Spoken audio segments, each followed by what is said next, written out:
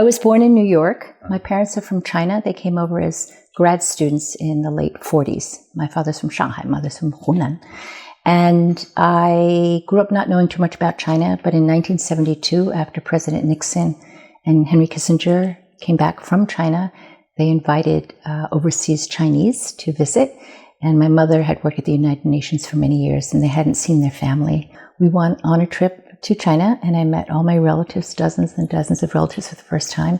And I was just really inspired and curious and excited to know this other part of my life and to understand my parents better. So I went on a journey to just learn more and more. And later, when I went to college, I studied Chinese studies, and I ended up living and working in Beijing in 1980-81 as part of the Foreign Languages Press. And it was a job actually that one of my language teachers at Harvard found for me. I just told everybody I knew I want to go live in China. In 1979, as I'm sure you know, was the normalization of relations between U.S. and China. So a lot of exchange students and business people and journalists and were officially going to China. So I was part of that wave, that first wave of Americans going to China. And that's where I got really just a little more embedded with Chinese culture and society. And it was really there where I discovered Chinese filmmakers,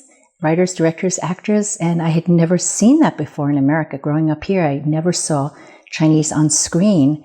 And so my first mission was to have other people discover these wonderful movies that were being made in China and really getting a different image of Chinese that was, compared to what was available in America at the time. So that started the journey, and then I did that for a while out of a company in San Francisco. We were the official distributor of Chinese films in North America. Then I was hired by the studios to sell American movies to China, and that led to a job working with Steven Spielberg on the movie Empire of the Sun. And that was when I discovered what I really wanted to be, which is to be a producer and be able to affect change in terms of what was happening in front of and behind the camera. Because I had that experience, I am particularly, very empathetic to Chinese students who come here who also have a mixed identity. You know, the cultures are very different. There's no question about it. You want to learn, but at the same time, you want to preserve Chinese culture. You also recognize how much misinformation there is, misunderstanding. There is both ways. And I just want so much for America and China to be on good terms, because people like us, we are in the same situation. All of us who have affection for both countries, have lived in both countries, we see that there are a lot of similarities and that we need to collaborate, and it's better for the countries to be friendly than unfriendly. And we want to try to clear up misunderstandings. The only thing I feel like I can do is continue making content that humanizes, Chinese in this country, for international. I don't feel like I'm even equipped to make content for China because I haven't been there in a couple of years, and the marketplace is changing so much. So I leave that to Chinese producers and filmmakers to do that. But what I can do in my world is to make international content that humanizes Chinese and that celebrates Chinese culture. I tried to do that in the animated film Over the Moon that was on Netflix. I think that the streamers have definitely broken down a lot of borders and barriers. And, with every change, there's good and bad, right? So on the one hand, I'm very involved with the Academy of Motion Pictures, which has for 100 years been celebrating theatrical films. And so, what we have to think about the definition of what a film is, right? So the pandemic obviously created a very sharp divide now of, what people who want to try to keep theatrical films alive and not. But streamers, what is great about the streamers is, number one, they allow people to find the content that they're interested in. The old studio system relied so much on the weekend box office. Everything was about that opening weekend. How big an opening, how many screens will they be on? How many bodies could you cram into those theaters? And then, the first weekend, second weekend, they also spent a lot of money to get people gathering at the same place at the same time. And the streamers have a completely different model, and it's much more fluid. And if you don't catch it on Friday night, you can catch it on Saturday, Sunday, or a week from now, or 2 weeks from now, or a month from now, or 6 months from now. So there really is an extreme change in people's viewing habits that aligns well with the streamer model. So it's a time of change. It's a time of change, and it's an interesting time. I remember when I got my first computer in the 90s, and people were debating whether or not people would watch a movie on their computers, and now they're watching them on their phones.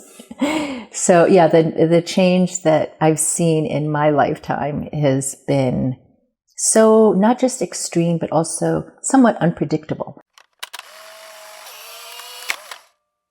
We were very careful. I was representing 4 studios at the time: Universal, Paramount, MGM, and UA. But very few films had officially been seen in China.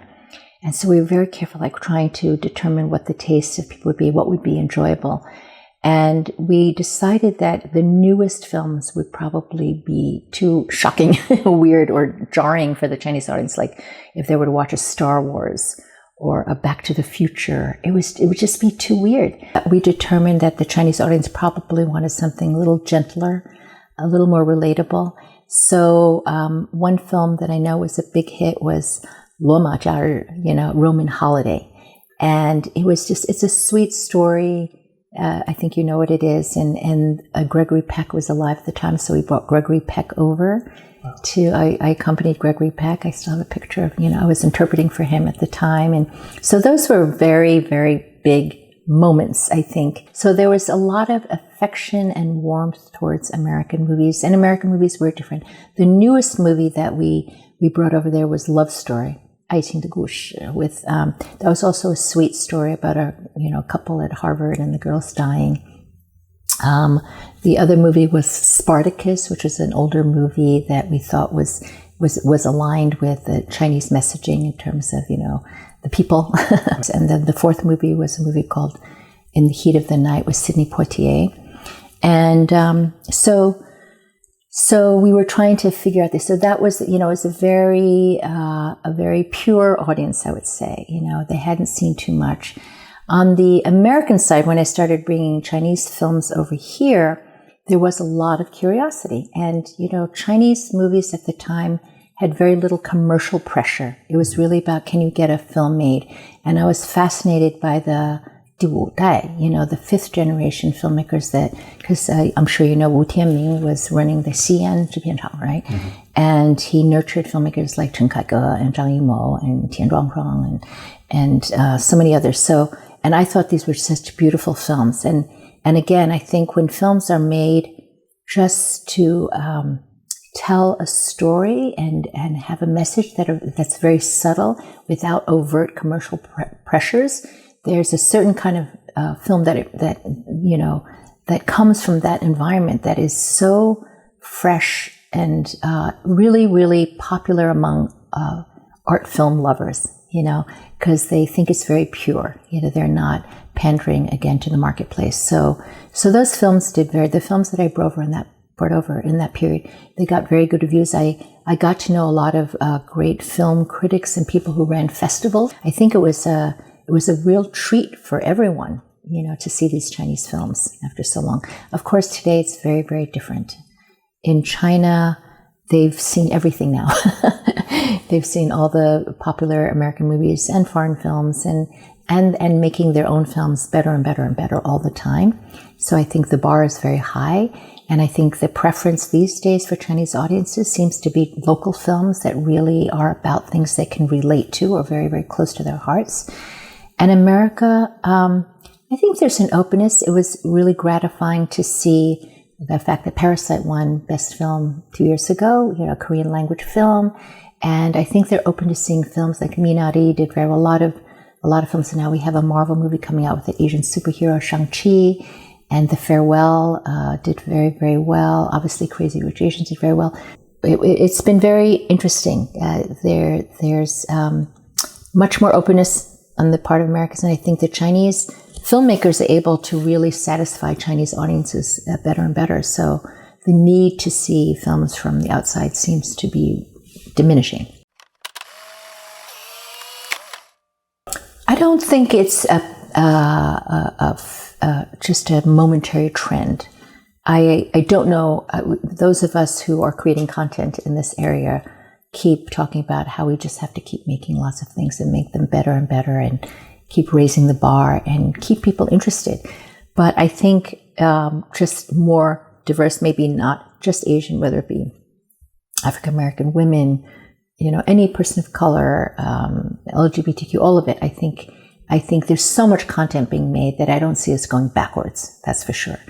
A lot of white men are complaining that they're not getting hired, So maybe it's a little bit extreme right now to try to balance the scales, but I do think a very diverse content is here to stay. Diversity was not discussed. It was not a word. People didn't talk about it. Even the first films I made when I joined Oliver Stone, the first 2 films I produced were of African American content.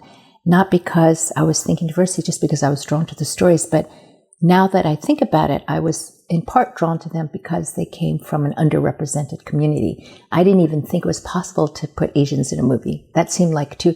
Now, when I go back and think about that, I was like, yeah, that's too far afield. But African Americans, there had been some films. Then I read that book, The Joy Luck Club, and I felt compelled to want to see that get to the screen.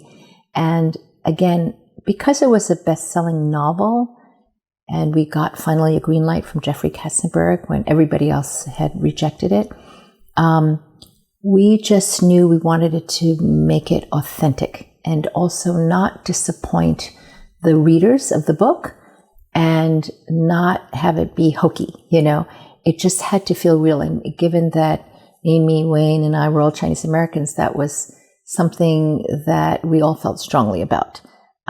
So we went kind of with blinders and not thinking too much about, is the audience going to like this? Because we knew we were breaking new ground, but we got the necessary support.